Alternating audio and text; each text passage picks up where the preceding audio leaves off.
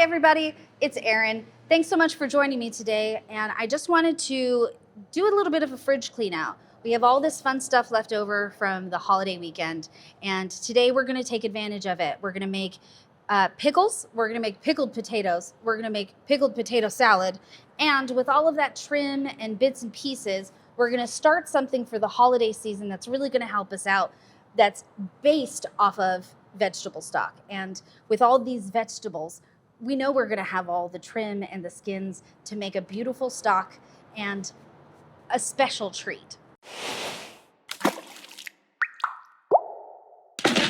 The first thing we're gonna be working on is pickle brine. You can use this for almost anything.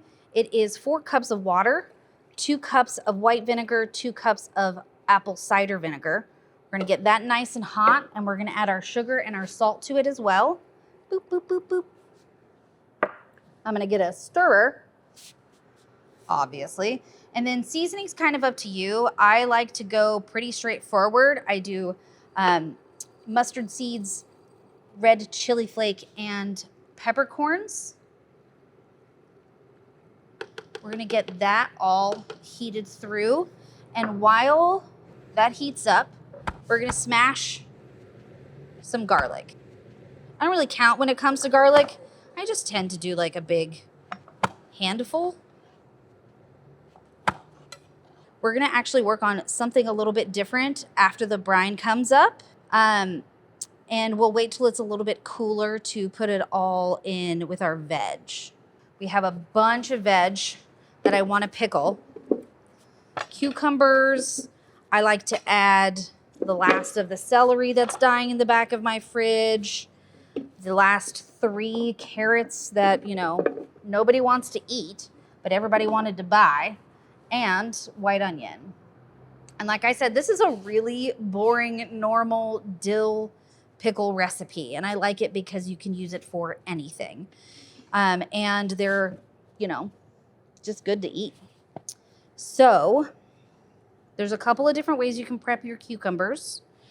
There's no real bad way.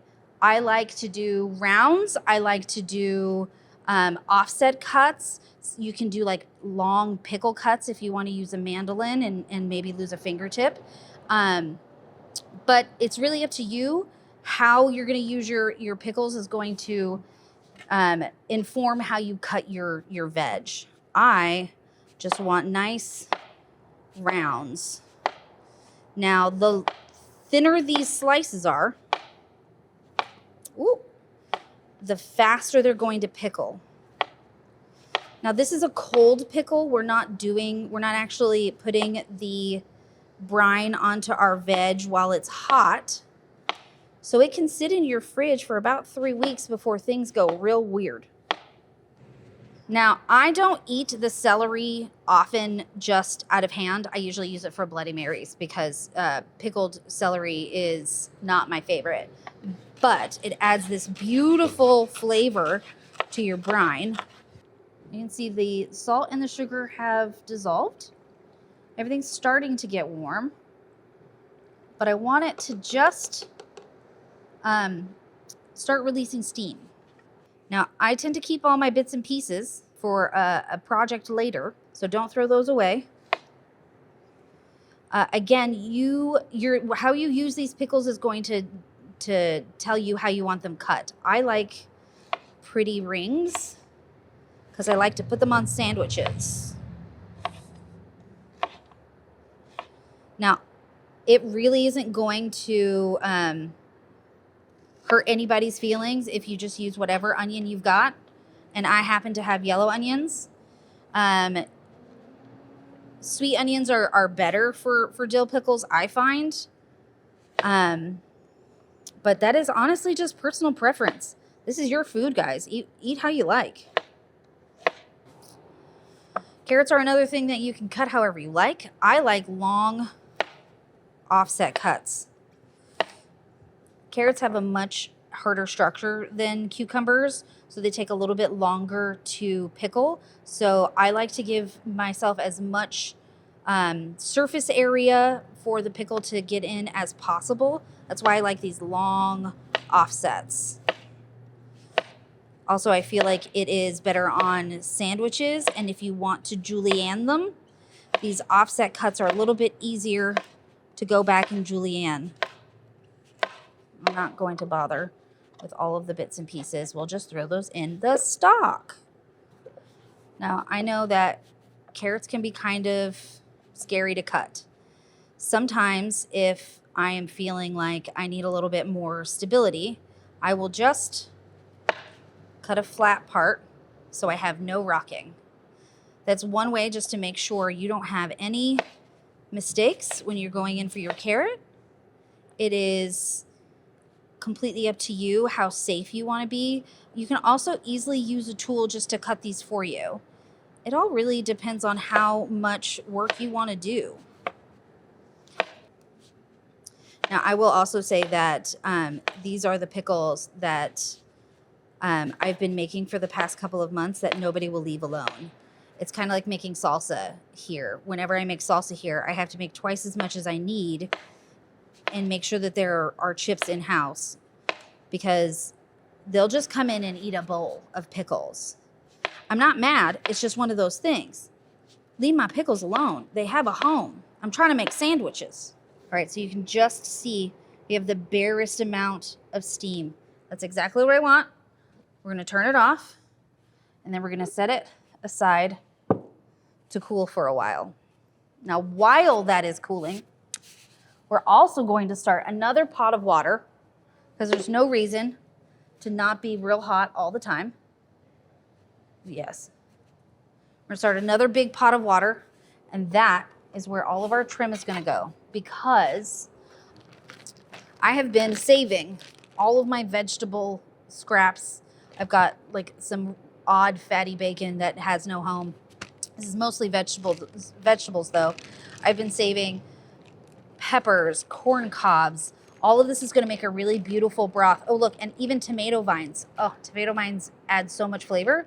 I would say that the best part to any stock, especially vegetable stock, is going to be your celery leaves. I know it feels like this is just a garnish, but this is where so much flavor is stored.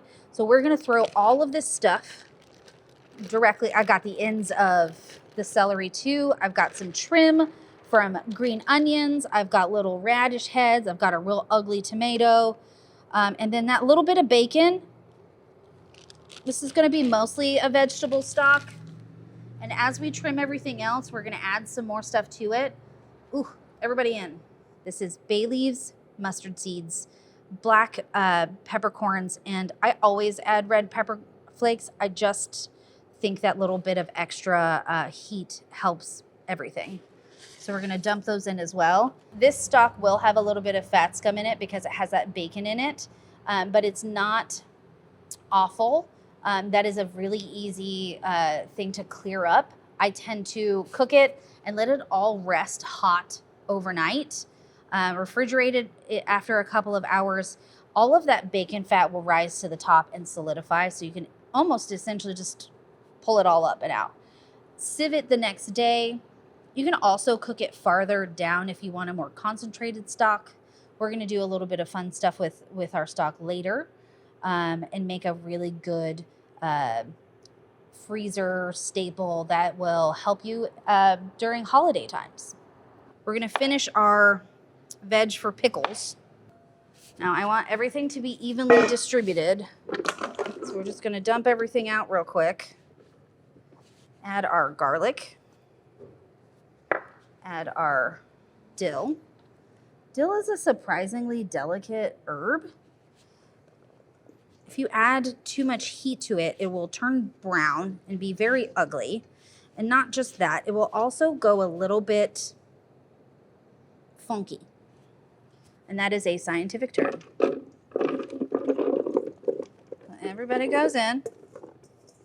So this 8 cups of brine is just about enough to take care of this entire container of pickles.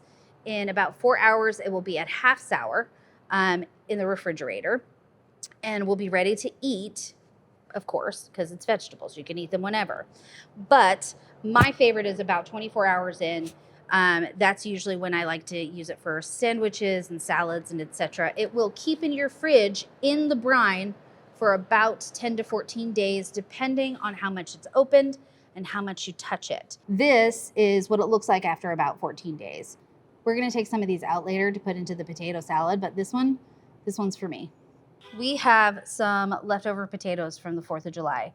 I almost always have leftover potatoes because I live by myself, so I almost always overcook just a little bit. I really like using them for pickled potato salad because it's a really fun flavor that most people don't expect. And these will keep a little bit longer than just boiled or roasted, already cooked potatoes in your fridge. So I like to put my brine into a pourable container so I don't end up with a puddle. But we are just going to cover these potatoes in this pickling liquid. Now, obviously, the longer you leave them submerged in pickle brine, the more pickly they will be.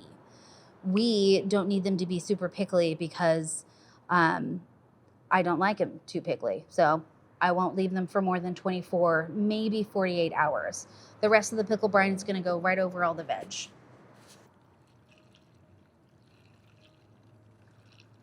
We're going to get all of that seasoning submerged. Now, if I was doing fermentation or anything like that, I would take a piece of parchment and then a plate or a bowl or something and get everything nice and submerged.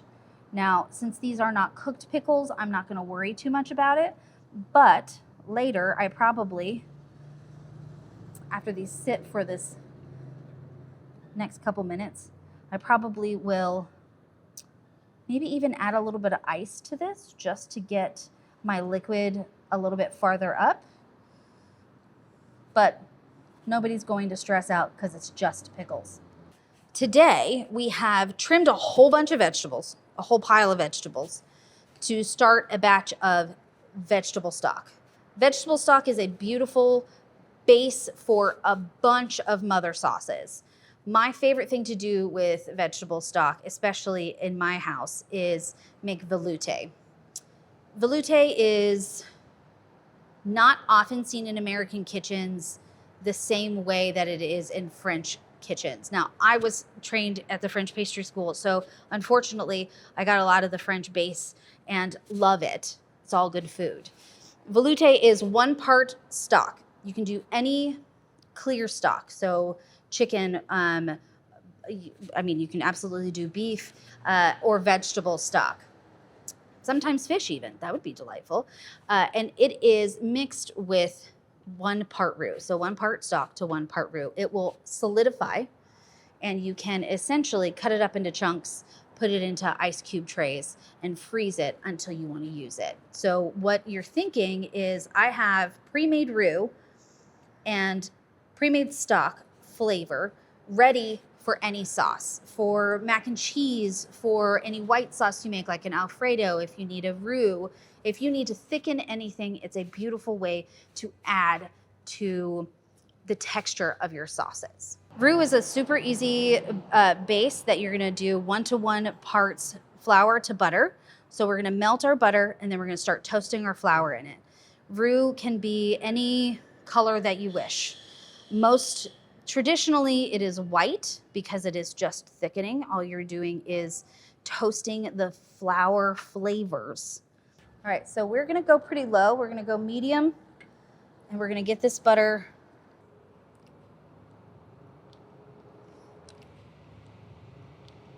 already melting well. Now we don't need the butter to foam. We're not making browned butter. We just need it to melt. We're gonna use a whisk so we can keep everything moving and nothing burning. This is one of those moments when you start toasting that flour that you gotta stay with it. You can't walk away, you can't get distracted, or you will have a pan full of burnt sad. All right, so our cup of butter is mostly melted. Our cup of flour is just going to get sprinkled in.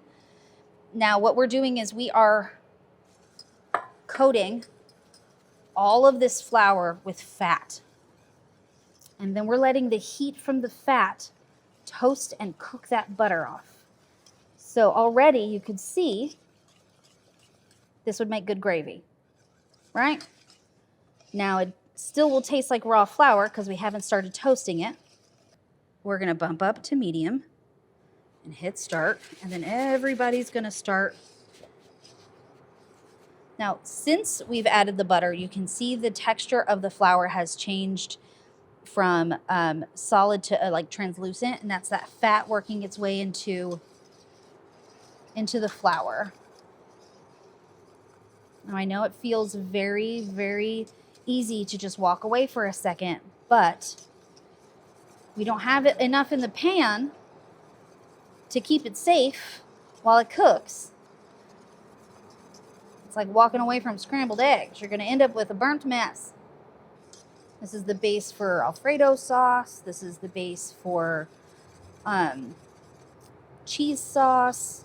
So if, like, say you're going to make a beer cheese, this is one of the places you could start. Now, the reason I like making velouté is it's essentially you get to do this work whenever you like. This is the hard work of all of those little bits and pieces. And if I get to choose when I whisk for 20 minutes, then so much the better. You can see she's starting to bubble. That's a good thing. So that flour is frying in the butter, toasting up. And you can see texture's changing. You can see it's kind of sticking to itself a little bit. All right, so this is about as far as I want to take this. This is a very light roux. You absolutely can go heavier on the flour if you want a thicker roux, but since this is going to be added to stock, I want it to be rather light, so it has a little bit more cooking time on the other end. All right, so this is the color I'd like. It's a very pale roux. It is just starting to get brown. Like it's barely a different color. But that does mean, see, I didn't make you guys wait while I cooked that entire pot of stock down. I already have some. And we are just going to add, whee! So this is essentially, you could absolutely eat this. I wouldn't suggest it. So we essentially woke up all the thickening properties of that roux when we added that stock to it. You can see it's a really beautiful color. It's a really beautiful thickness. Now what I want to do is I want to freeze this. But what we're going to do is spread it out on a sheet tray. And you can either refrigerate it or freeze it. I'm probably going to freeze mine just because I know I'm not going to be able to get through this as fast as I need to.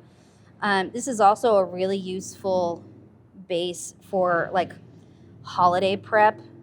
Think about all the stuff you pulled out of your freezer, all of the bits and pieces that you've been saving for forever that didn't have a home. And now you have this lovely new item from that can make stuffing, mac and cheese. You can use this as flavor for a bunch of different things. Again, I want to keep every single drop. This is going to cool solid, and you'll be able to break it up like chocolate.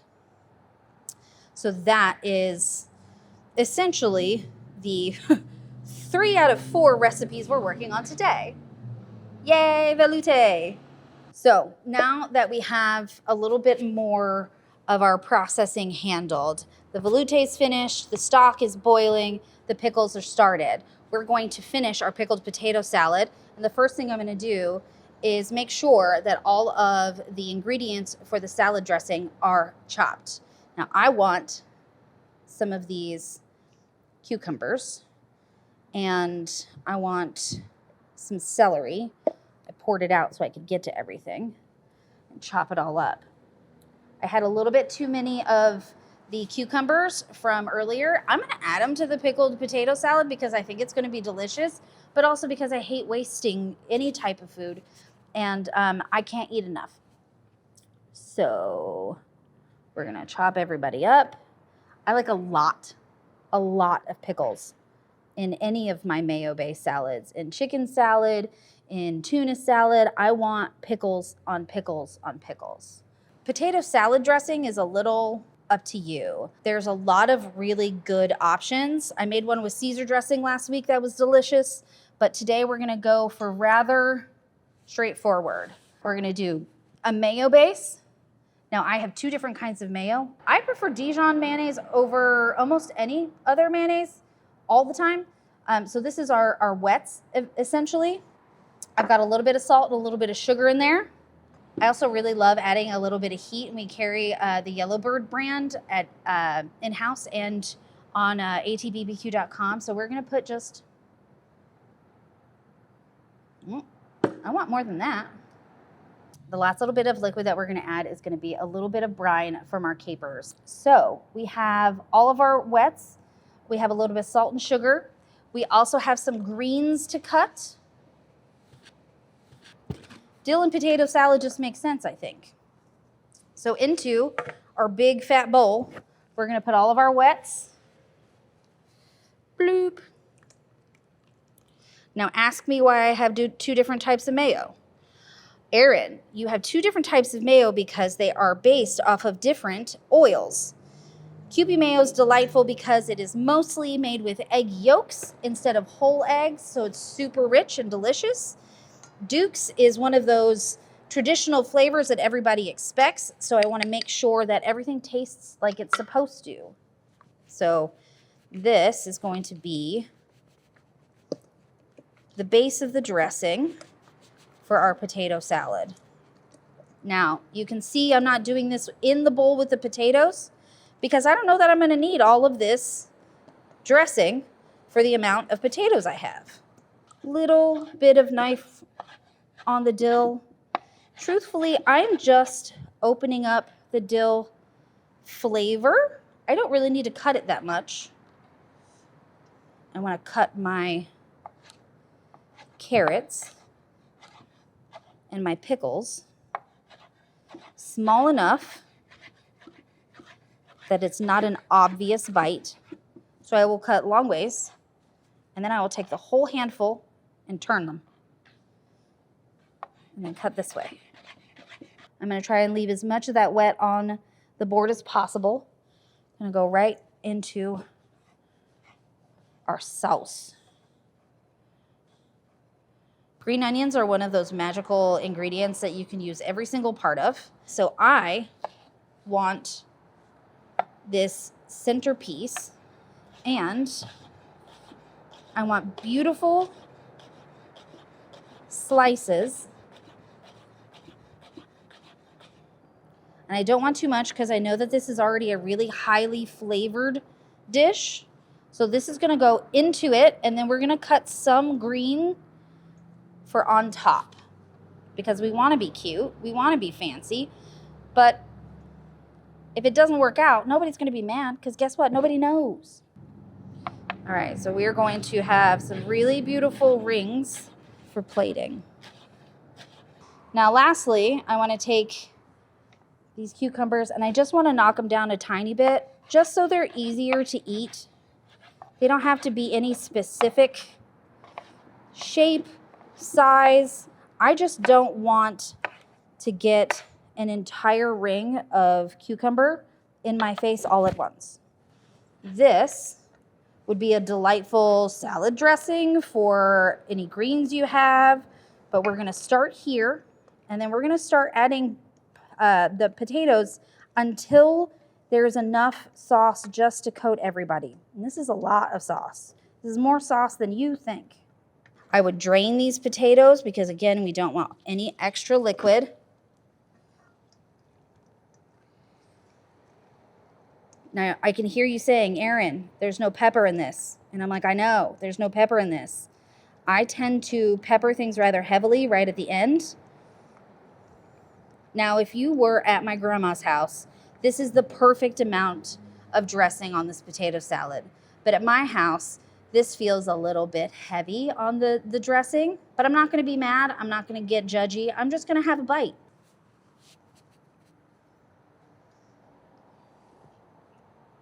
But other than pepper, she is good. Fresh cracked pepper is your best bet as often as possible. And I'm also gonna go a little heavy on the pepper because I go a little heavy on the pepper for everything. On my eggs, on everything. I have been judged for that. That I have been judged for. Now this is gonna obviously be best tomorrow. Any of these salads that are mayo based, have any vinegar in them, anything that has briny flavors, it's gonna be better a day later. It's like making tomato sauce. It needs the time to really meld and get all friendly. It's a great bite. It's bright and herbaceous. It feels really fresh. You're gonna get a lot of comments on what's the extra in there. And it's honestly, it's your pickle brine living in your potatoes. And this is just another way to make sure your leftovers don't die. So we have made pickles, and then we've used those pickles to make pickled potatoes. And then when those pickled potatoes, we've made pickled potato salad. I'm gonna stop talking.